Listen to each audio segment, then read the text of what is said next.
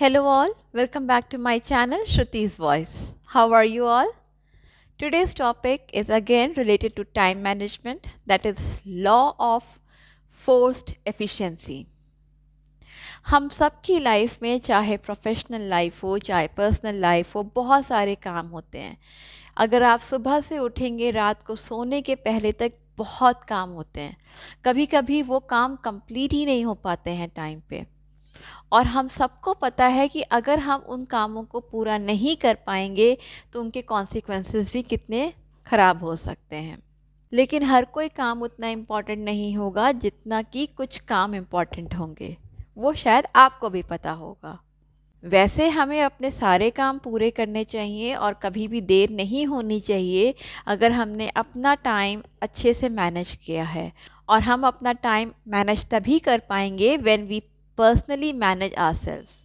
लेकिन अगर हम पर्सनली मैनेज नहीं कर पाएंगे तो then we can not manage the time as well. But कभी कभी कुछ अनअवॉइडेबल सर्कमस्टांसिस में देर हो जाती है। ओवरकम दिस हमेशा एक बात का ध्यान रखें, अपने काम को प्रायोरिटाइज करना सीखें। जब भी हम किसी चीज़ की प्रायोरिटी बढ़ा देते हैं तो वो काम हम सबसे पहले करते हैं। तो जितने भी आपके काम हैं उनकी लिस्ट बनाएं और उनको प्रायोरिटाइज करना शुरू कीजिए कि अगर ये काम नहीं हुआ तो इससे कितने कॉन्सिक्वेंसेस हो सकते हैं, या सेकंड काम नहीं हुआ तो उससे कितने कॉन्सिक्वेंसेस हो सकते हैं। तो वैसे ही अपनी चीज़ों को, अपने टास्क को, अपने कामों को प्रायोरिटाइज करना सीखिए।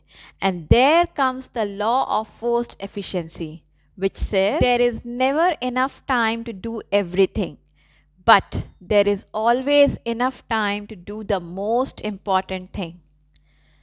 तो सबसे इम्पॉर्टेंट, सबसे प्रायोरिटी वाला काम करने के लिए हमारे पास ज़रूर से समय रहेगा।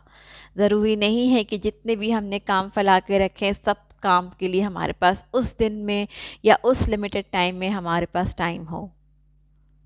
In today's world, if we see whether he is a student or a professional man or a businessman, हम सब लोग हर जगह पे अपना कम से कम 110 to 130% तक efficiency देते हैं।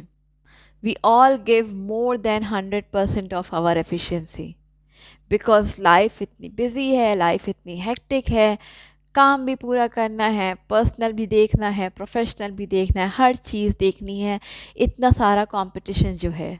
When you start prioritizing your work, it will make your task easy because then you know the most important task of the day and then you will start working on it.